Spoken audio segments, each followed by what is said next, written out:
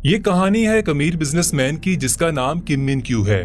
मिन क्यू को एक बहुत ही भयानक बीमारी है जिसमें वो जब भी किसी दूसरे इंसान को टच करता है तो इसके जिस्म पर खौफनाक दाने पड़ने लगते हैं और इसे सांस लेने में भी दिक्कत होती है। यहाँ तक कि वो बेहोश हो जाता है या मर भी सकता है। मिन क्यू भी चाहता है कि इसकी गर्लफ्रेंड हो, लेकिन अपनी इस बीमारी की वजह से वो लड़कियों को टच नहीं कर सकता और इसी वजह से इसने घर में अपने आप को 10 साल से कैद किया हुआ है। मिन क्यू अपने घर से बाहर नहीं जाता। इसके पर्सनल डॉक्टर ओ ने इलाज करने की कोशिश की, लेकिन कोई फायदा नहीं हुआ।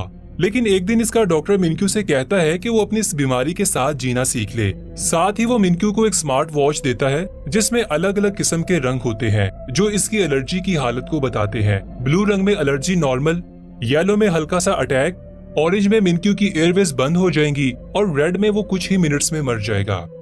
एक दिन प्रोफेसर होंग नामी साइंटिस्ट मिन क्यू से राब्ता करता है और वो कहता है कि इसने अपनी टीम के साथ मिलकर एक बहुत ही इंटेलिजेंट रोबोट तैयार किया है और क्योंकि वो रोबोट इंसान नहीं है इसलिए मिन क्यू जब भी रोबोट को टच करेगा तो इसे कोई अटैक नहीं आएगा। प्रोफेसर होंग इस रोबोट की कीमत $100 बिलियन बताता है। अगले दिन मिन क्यू होंग से मिलने इसकी लैब में जाता है और जैसे ही मिन क्यू वहाँ पहुँचता है तो वो एक रोबोट को देखता है जो बहुत ही खूबसूरत लड़की की तरह नजर आ रहा था। रोबोट अपना नाम AJ3 बताती है जो प्रोफेसर होंग की बनाई हुई एक एडवांस रोबोट होती है। मिन क्यू इसको देखकर हैरान रह जाता है और पहले तो वो इसे टच करने से घबराता है, लेकिन जब वो इसे छूता है तो मिन क्यू को इसके शरीर पर कोई भी दाने नहीं आते। ये देखकर मिन क्यू बहुत खुश हो जाता है और AJ3 मंसूबे में फंड भी लगा देता है। अगले दिन लैब में प्रोफेसर की टीम रोबोट को टेस्ट कर रही होती है। टीम का एक बंदा सोडा की बोतल फेंकता है जिसकी एक बूंद रोबोट के प्रोसेसर में जा गिरती है जिससे शॉर्ट सर्किट होता है और प्रोसेसर तबाह हो जाता है। प्रोफेसर और इसकी टीम परेशान हो जाते हैं क्योंकि अगले दिन AJ3 को डिलीवर करना था। अब रोबोट को रिपेयर करने में बहुत सारे दिन लग जाएंगे और इससे इनकी डील कैंसिल भी हो सकती है। इसलिए प्रोफेसर होंग एक प्लान बनाता है। इसे याद आता है कि इसकी एक्स गर्लफ्रेंड GR जो कि रोबोट AJ3 की प्रोटोटाइप है, इसे मिन क्यू को रोबोट बनाकर भेजने का सोचता है। अगले दिन होंग GR से मिलने जाता है। प्रोफेसर होंग GR को कहता है कि अगर वो एक दिन के लिए AJ3 बने तो वो इसे 10 मिलियन देगा। यहाँ हमें पता चलता है कि GR बहुत गरीब है और इसे पैसों की जरूरत है, इसीलिए वो इस ऑफर को एक्सेप्ट कर लेती है। प्रोफेसर अगले दिन GR को लैब में ले जाता है और इसे रोबोट दिखाता है। इसके बाद सब मिलकर इसे सिखाते हैं कि AJ3 किस तरह से काम करता है और GR को रोबोट जैसे सेम कपड़े पहनाते हैं। इसके सर पर विग और आंखों में लेंस लगाते हैं जो कैमरे की तरह काम करते हैं। प्रोफेसर और इसकी टीम कैमरे की मदद से GR को मॉनिटर करेंगे। अब GR को सब समझाने के बाद एक लॉकर में बंद करके मिन क्यू के घर में लाया जाता है। मिन क्यू जैसे ही इसे लॉकर से खोलता है तो GR इसे देखकर डर जाती है। यहाँ हमें पता चलता है कि कुछ दिन पहले GR फूड की डिलीवरी देने मिन क्यू के पास जाती है और मिन क्यू को फूड की क्वालिटी पसंद नहीं आती, जिस पर मिन क्यू GR को पेमेंट करने से इनकार कर देता है। इसीलिए GR इससे लड़ने लगती है, लेकिन मिन क्यू इससे फिजिकल कांटेक्ट से बचने की कोशिश करता है और इसे दूर फेंककर वहां से निकल जाता है। अब क्योंकि GR इसे देखकर डर गई थी, इसलिए मिन क्यू प्रोफेसर को कॉल करता है और इससे पूछता है कि ये सब क्या हो रहा है। ये सुनकर प्रोफेसर होंग एक कहानी बनाता है और कहता है कि AJ3 के 2 मूड है, ऑपरेशनल और फ्रेंड मूड। ऑपरेशनल मूड में वो प्रोफेशनली काम करती है, जबकि फ्रेंड मूड में वो एक इंसान की तरह काम करती है। रोबोट अब फ्रेंड मूड में है, लेकिन इसे एक बटन दबाकर ऑपरेशनल मूड में बदला जा सकता है। मिन क्यू प्रोफेसर की बात मान लेता है और रोबोट की गर्दन के पीछे बटन दबा देता है। GR के रीसेट होने के बाद मिन क्यू इस रोबोट का इंटेलिजेंस टेस्ट लेता है। इसी वक्त लैब की बिजली चली जाती है, जिसकी वजह से GR का प्रोफेसर से राब्ता खत्म हो जाता है। अब इसे अपने आप से ही मिन क्यू को मैनेज करना होगा।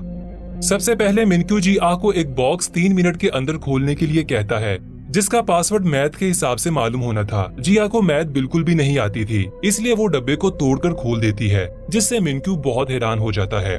दूसरे टेस्ट में मिन क्यू इसे 10 सेकंड के अंदर अंडे को छीलने का कहता है। GR पहले एक रेस्टोरेंट में काम करती थी, इसीलिए वो आसानी से ये कर लेती है। मिन क्यू इससे बहुत खुश हो जाता है, इसीलिए वो रोबोट के होशियार होने की तारीफ करता है। इसी वक्त लैब में बिजली वापस आ जाती है और जब वो GR के लेंस से कनेक्ट होते हैं तो वो ये देखकर हैरान हो जाते हैं कि GR मिन क्यू पर गुस्सा हो रही है, क्योंकि मिन क्यू ने बैटरी चेक करने के लिए अपना हाथ आगे बढ़ाया था। ये देखकर प्रोफेसर घुटनों के बल बैठ जाता है। इसी वक्त प्रोफेसर को मिन क्यू का फोन आता है और मिन क्यू कहता है कि तुम मुझे धोखा देने की कोशिश कर रहे हो, क्योंकि इसमें इस्तेमाल होने वाली बैटरी खराब है, जिसकी वजह से AJ3 का सीना फूल गया है। ये सुनकर प्रोफेसर एक और झूठ बोल देता है कि इसने AJ3 की बैटरी को अपग्रेड किया है और साथ में मिनक्यू को खबरदार करता है कि वो इसके सीने को ना छुए, क्योंकि ऐसा करने से शॉर्ट सर्किट हो सकता है। इसके बाद मिनक्यू मेडिसिन लेने के लिए जाता है, लेकिन अचानक इसका दम घुटने लगता है और वो फर्श पर गिर जाता है। इसे सांस लेने में मुश्किल होती है। इसी वक्त जिया भागकर आती है और इसकी पीठ थपथपाकर इसकी मदद करती है। मिनक्यू जैसे ही होश में आता है तो वो हैरानगी से पूछता है कि बगैर मेरे ऑर्डर के इसने मेरी मदद कैसे की, जिस पर जिया कहती है कि वो बहुत सी ऐसी चीजें बगैर ऑर्डर के कर सकती है। इसके बाद मिनक्यू पहली मर्तबा फिजिकल कांटेक्ट करता है, लेकिन हैरत की बात यह है कि मिनक्यू को किसी किस्म की एलर्जी नहीं होती। रात होती है और जिया को लैब में लाया जाता है। प्रोफेसर होंग इसे डांटता है क्योंकि वो एक्सपोज हो चुकी थी। ये सुनकर जिया मायूस हो जाती है क्योंकि इसे लगता है कि इसने अच्छा काम नहीं किया और वो नाराज होकर बाहर चले जाती है। उसी वक्त प्रोफेसर को एक बुरी खबर मिलती है कि AJ3 को रिपेयरिंग के लिए अफ्रीका भेज दिया है और इसे वापस आने में कम से कम 2 हफ्ते लगेंगे। इसी वक्त मिनक्यू की कॉल आ जाती है और वो प्रोफेसर से कहता है कि इसे 1 महीने के लिए AJ3 चाहिए। वो रोबोट को मजीद डीपली समझना चाहता है। अब प्रोफेसर के पास जिया को वापस लाने के अलावा और कोई रास्ता नहीं बचा था, इसलिए वो जिया के पास जाता है और इसे कुछ हफ्तों के लिए रोबोट बनने का कहता है। इस बार वो इसे ज्यादा पैसे देने की पेशकश करता है, इसीलिए जिया राजी हो जाती है। प्रोफेसर कहता है कि जब तक असली AJ3 नहीं आ जाता तब तक तुम्हें काम करना पड़ेगा और हम तुम्हें हर रात रिचार्ज करने के बहाने लैब में वापस ले आएंगे। अगले दिन बदकिस्मती से जिया को डायरिया हो जाता है और वो मैनेज करने की बहुत कोशिश करती है, लेकिन गलती से वो फार्ट कर देती है। मिनक्यू हैरानगी से पूछता है कि ये क्या आवाज है, जिस पर रोबोट जवाब देता है कि ये आपने किया है मेरे मालिक। जल्द ही गंध चारों तरफ फैल जाता है, इसीलिए जिया इसे कपड़े बदलने का कहती है। बोला बाला मिनक्यू इस पर यकीन कर लेता है क्योंकि इसके अलावा यहाँ और कोई इंसान नहीं है और वो कपड़े बदलने चला जाता है। इसका फायदा उठाकर वो भागकर वॉशरूम की तरफ निकल जाती है। मिनक्यू जल्दी से वापस आ जाता है और वो देखता है कि रोबोट गायब है। वो इसे घर में ढूंढने लगता है और आखिरकार वो देखता है कि जिया इसके महंगे परफ्यूम से टॉयलेट को साफ कर रही है। मिनक्यू ये देखकर हैरान हो जाता है और कहता है कि रोबोट तो पानी को हाथ नहीं लगाते, तो तुम ये सब कैसे कर रही हो। इस वक्त जिया झूठ बोल देती है कि वो एक एडवांस रोबोट है जो इन सभी कामों में माहिर है। जब मिनक्यू जाने वाला होता है तो वो नोटिस करता है कि जिया के चेहरे पर पसीना आ रहा है। वो इसके करीब जाने की कोशिश करता है, लेकिन इसका पैर साबुन पर आने की वजह से वो गिर जाता है। जिया इसकी तरफ भागती है, लेकिन मिनक्यू को बचाने की बजाय वो परफ्यूम पकड़ती है और इसके ऊपर गिरा देती है। लोहे की प्लेट की वजह से इसकी पसलियों पर चोट लग जाती है। अगले दिन जिया सफाई कर रही होती है तो वो गलती से कार्ड्स गिरा देती है, जिसे मिनक्यू ने 10 साल से संभाल कर रखा हुआ था। ये देखकर मिनक्यू गुस्सा होता है और इससे पहले कि वो मजीद इसे कुछ कहता, वो कहती कि इसकी बैटरी 5% तक पहुंच गई है और वो अपने आप को स्टैंड बाई मोड पर होने का बहाना करती है। इसके बाद मिनक्यू प्रोफेसर होंग से मिलता है और इसे कहता है कि रोबोट की गलतियों की वजह से वो बहुत परेशान हो गया है, लेकिन प्रोफेसर इसे कहता है कि इसे और डीप रिसर्च के लिए वक्त दिया जाए और मिनक्यू इस पर राजी हो जाता है। अगले दिन मिनक्यू का बहुत खसूसी मेहमान आने वाला था, इसलिए वो जिया को बाहर आने से मना करता है। वो कोई और नहीं बल्कि रिया इसकी पहली मोहब्बत थी। मिनक्यू इसे देखकर बहुत खुश होता है, लेकिन जब रिया इसके कंधे पर हाथ रखती है तो मिनक्यू के जिस्म पर एलर्जी होने लगती है और वो ये सब रिया से छुपाने की कोशिश करता है। इसके बाद वो एक इम्पोर्टेंट मीटिंग का बहाना बनाकर घर की तरफ भागता है ताकि वो किसी तरह इस कमरे में पहुंच जाए जहां इंजेक्शन रखा हुआ था। मिनक्यू बहुत कमजोर हो चुका था और वो सिरिंज पकड़ने में नाकाम रहता है। तभी जिया देखती है कि मिनक्यू जमीन पर लेटा हुआ है और इसे सांस लेने में मुश्किल हो रही है। इसी वक्त सीन शिफ्ट होता है और हमें वो वक्त दिखाया जाता है जब मिनक्यू को एलर्जी नहीं थी और मिनक्यू के लिए सब कुछ नॉर्मल था। छोटा मिनक्यू जब कार्ड्स का पहला घर बनाता है तो इसके पेरेंट्स बहुत खुश होते हैं। अगले सीन में हर कोई मिनक्यू के जन्मदिन पर इसकी पार्टी पर आया होता है। पार्टी के बाद सब कार में वापस जा रहे होते हैं, तभी एक बलून इसके बाप के सामने आ जाता है, जिसकी वजह से सामने आने वाला ट्रक इन्हें टक्कर मार देता है। अगले सीन में मिनक्यू हॉस्पिटल में उठता है। छोटा मिनक्यू अपने पेरेंट्स के लिए रो रहा होता है जो दोनों हादसे में मर गए थे। दिन के वक्त बहुत सारे रिश्तेदार इससे मिलने आते हैं और इसका बड़ा बनने की कोशिश करते हैं, लेकिन असल में वो इसके बाप के पैसे का वारिस बनना चाहते थे। लेकिन जब मिनक्यू बाथरूम में जाता है तो इसे जेब से एक नोट मिलता है जिसमें लिखा होता है कि किसी भी पेपर पर सिग्नेचर नहीं करना। अगले दिन यूजुअल नामी इसका एक दोस्त आता है और मिनक्यू के हाथ में एक अडॉप्शन पेपर देता है कि इसे इसके बाप ने भेजा है और अच्छा होगा कि अगर वो इसका भाई बन जाए। मिनक्यू थोड़ी देर सोचता है और आखिरकार वो कागजात पर सिग्नेचर कर देता है। यूचुल अपने दोस्त का हाथ पकड़ता है, लेकिन जब मिनक्यू नीचे देखता है तो यूचुल का हाथ शैतानी पंजे में बदल रहा था। मिनक्यू डरकर वहां से भाग जाता है और देखता है कि यूचुल ने जहां से इसे पकड़ा था वहां अजीब से छाले पड़ने लगे हैं। थोड़ी देर बाद यूचुल अपने बाप के पास वापस जाता है और इसे कागजात देते हुए कहता है कि काम हो गया है। लेकिन जब इसका बाप आखिरी सफा देखता है तो इसे पता चलता है कि मिनक्यू ने सिग्नेचर की जगह कुछ और लिख दिया है। इसके बाद छोटा मिनक्यू एक खाली हवेली में जाता है और इस दिन के बाद वो दूसरे इंसानों से दूर रहता है, क्योंकि हर कोई इसकी प्रॉपर्टी हड़प करना चाहता था और वो दूसरे इंसानों को नाले का कीड़ा समझने लगा था, जिसकी वजह से इसे एलर्जी होने लगी थी। इसके पर्सनल डॉक्टर के अलावा एलर्जी के बारे में कोई नहीं जानता था।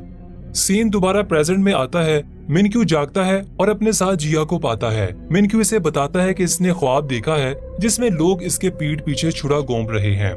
इसके बाद वो ये जानकर हैरान हो जाता है कि वो बिल्कुल नॉर्मल हालत में है, इसलिए वो जिया का शुक्रिया अदा करता है क्योंकि इसने इसे इंजेक्शन दिया था। जिया और मिनक्यू एक दूसरे के साथ ज्यादा वक्त गुजारने लगे थे और इनका रिश्ता मजीद गहरा होता जाता है और वो एक दूसरे के करीब होते जाते हैं। एक दिन मिनक्यू इसे कहता है कि वो इसके साथ रिया की डेट पर जाए। वो दोनों एक दूसरे के साथ बहुत देर तक बैठते हैं। जैसे ही रिया वहाँ से जाने लगती है तो वो मिनक्यू को हाथ मिलाने का कहती है और फिर मिनक्यू डरते हुए इसका हाथ पकड़ लेता है, जिसकी वजह से इसे एलर्जी शुरू हो जाती है और सांस लेने में तकलीफ होने लगती है।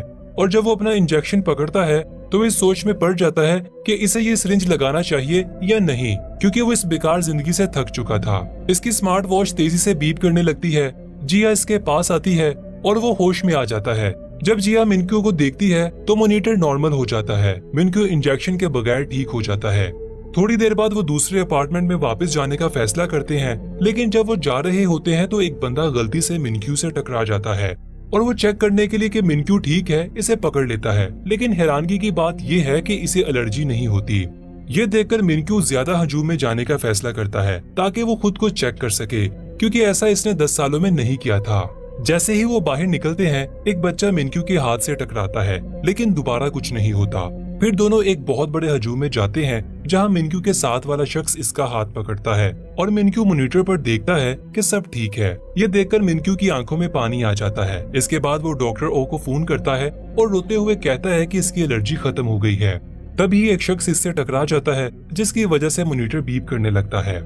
दूसरी तरफ जिया मिनक्यू को ढूंढना शुरू करती है। जब वो मिनक्यू को देखती है तो इसकी एलर्जी खत्म होने लगती है और जब एक जोड़ा इन दोनों के दरमियान में आता है तो एलर्जी फिर से वापस आ जाती है।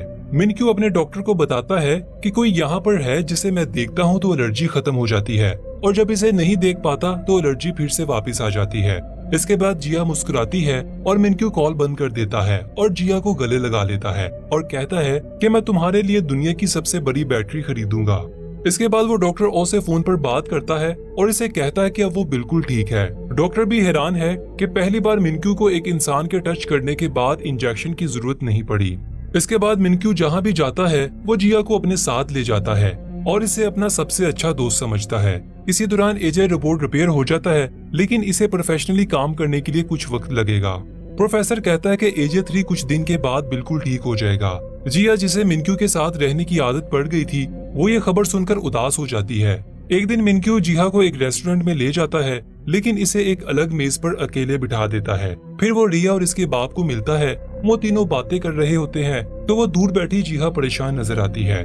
कुछ देर के बाद जब मिनक्यू इसे लेने आता है तो वो इसे नजरअंदाज करती है और चले जाती है। अब मिनक्यू तभी सेफ है जब वो जिया के पास हो, लेकिन एक दिन वो अकेला एक गैस स्टेशन पर जाता है और अटेंडेंट पीछे डिक्की में क्रेडिट कार्ड उठाता है। जब वो क्रेडिट कार्ड वापस करता है तो मिनक्यू की उंगली पर टच करता है, लेकिन इस पर ध्यान नहीं देता और वहाँ से चला जाता है। थोड़ी दूर जाने के बाद इसे याद आता है कि अटेंडेंट के हाथ के टच करने के बाद इसे कुछ भी महसूस नहीं हुआ और मॉनिटर बिल्कुल नॉर्मल है, हालांकि जिया भी इसके साथ नहीं है। इसके बाद क्यूमिन अपने प्रोफेशनल डॉक्टर को मिलने जाता है और इसे पिछले 10 सालों से इसकी मेहनत का शुक्रिया अदा करता है कि वो अब बिल्कुल ठीक हो गया है। इसके बाद डॉक्टर क्यूमिन से कहता है कि वो एजे 3 को वापस भेज सकता है क्योंकि अब वो मुकम्मल ठीक हो गया है। अगले दिन क्यूमिन प्रोफेसर के पास जाता है और कहता है कि वो रोबोट से मोहब्बत करता है। प्रोफेसर कहता है कि वो एक रोबोट के बारे में बात कर रहा है जो पहले से प्रोग्राम किया गया था। ये सुनकर मिनक्यू कहता है कि वो पागल हो रहा है और प्रोफेसर से इसका हल पूछता है। अगले दिन प्रोफेसर मिनक्यू के पास आता है और इसे कहता है कि एक रास्ता है, अगर वो एजे 3 को रीसेट कर दे, इसी तरह वो सब कुछ भूल जाएगी और तुम अपनी जिंदगी में आगे बढ़ सकोगे। मिनक्यू उदास हो जाता है, लेकिन वो जानता है कि अब यही रास्ता बचा है। इसके बाद जीहा भी ये खबर सुनती है और वो भी परेशान हो जाती है। जीहा आखिरी बार AJ3 के कपड़े पहनती है। अगले सीन में हम देखते हैं कि जीहा मिनक्यू के सामने खड़ी है और बर्फबारी हो रही है और मिनक्यू इसे आखिरी बार सैर के लिए ले जाता है और वापस हवेली में ले आता है। आखिरकार वो एक दूसरे का सामना करते हैं। मिनक्यू इसका शुक्रिया अदा करता है। ये सुनकर जीहा की आंखों में आंसू आ जाते हैं। इसके बाद मिनक्यू जीहा के पास जाता है और इसे अपनी माँ का हार निकालकर जीहा के गले में डाल देता है। इसके बाद वो इसे गले लगाता है और मिनक्यू रीसेट का बटन दबा देता है। लैब में असली AJ3 रिपोर्ट करता है कि मिनक्यू का फोल्डर डिलीट कर दिया गया है। रात को मिनक्यू और जीहा सोते वक्त रोते हैं। जीहा इतनी रोती है कि अगली सुबह वो बीमार पड़ जाती है। इसे हॉस्पिटल ले जाया जाता है और हम देखते हैं कि इसने अभी भी मिनक्यू की माँ का हार पहन रखा है। इसके बाद वो दोनों अपनी जिंदगी में आगे बढ़ जाते हैं, जहाँ जीहा अपनी दादी के शहर चली जाती है, जबकि मिनक्यू रिहा के साथ शादी की तैयारी करता है। एक दिन मिनक्यू ट्रेन पर चढ़ता है, जहाँ वो AJ3 जैसा चेहरा देखता है और वो सोचता है कि ये वही सेम रोबोट है। दोनों एक दूसरे के आमने सामने बैठने के बावजूद कुछ भी बात नहीं करते, क्योंकि जीहा को मिनक्यू के साथ बोलने से मना किया गया था। लेकिन मिनक्यू को शक होता है कि ये वही रोबोट है, इसीलिए वो प्रोफेसर को फोन करता है और कहता है कि इसने AJ3 जैसा चेहरा देखा है। जिस पर प्रोफेसर कहता है कि इसने रोबोट को किसी ऐसे शख्स पर बनाया था जो इसका जानने वाला था। मिनक्यू कहता है कि क्या वो इससे बात कर सकता है, जिस पर प्रोफेसर इसे मना करता है। प्रोफेसर के मना करने के बावजूद भी ये इसका पीछा करता है और इसके साथ बात करने का कहता है, जिस पर जीहा मसरूफ होने का बहाना करती है। लेकिन मिनक्यू इसका इंतजार करने के लिए बैठ जाता है। इसी दौरान जीहा जल्दी से किचन में जाती है और अपने गले से हार उतारकर प्लेट में छिपा देती है। बहुत सारा टाइम गुजर जाता है, लेकिन मिनक्यू अभी भी वहाँ पर बैठा होता है, जिसकी वजह से जीहा इससे बात करने पर मजबूर हो जाती है और वो इसे बताती है कि इसने 4 साल पहले डॉक्टर होंग से पैसे लिए थे और तुम्हारे सामने रोबोट होने का नाटक किया था। मिनक्यू इससे मजीद पूछने की कोशिश करता है, लेकिन जीहा इसे कहती है कि वो यहाँ से चला जाए, वरना वो पुलिस को कॉल करेगी। मिनक्यू चालाकी से इसकी दादी से पूछता है कि क्या इसके पास रहने के लिए कमरा है, जिस पर वो औरत हाँ कह देती है और इसे रात को यहीं पर रहने देती है। अगले कुछ दिनों तक वो दादी के साथ अच्छे ताल्लुक बना लेता है, साथ ही जीहा की तवज्जो भी हासिल कर लेता है और इसे अपने साथ गुजारे वक्त की याद दिलाता है। एक दिन मिनक्यू रेस्टोरेंट पर जाता है और इसे पता चलता है कि जीहा यहाँ से जा चुकी है, इसीलिए वो यहाँ इसे हर जगह ढूंढने लगता है। आखिरकार वो इसे ढूंढ लेता है और इसे देखकर जीहा जल्दी से नेकलेस को छुपा लेती है, लेकिन वो नेकलेस देख लेता है। ये जानकर के इसके साथ धोखा हुआ है, इसे बहुत बुरा फील होता है, लेकिन इससे पहले कि वो इसे कुछ कहता, इसकी एलर्जी दोबारा से जाहिर होने लग जाती है और मॉनिटर डेड पर पहुंच जाता है, जो पहले कभी ऐसा नहीं हुआ था। आखिरी सीन में वो जमीन पर गिर जाता है और इसके बचने के इम्कान बहुत कम होते हैं। यहाँ पर यह दिलचस्प मूवी खत्म हो जाती है। अगर आप इसका दूसरा पार्ट देखना चाहते हैं तो कमेंट में हमें जरूर बताइएगा और चैनल को सब्सक्राइब कर दीजिए। तब तक के लिए अलविदा।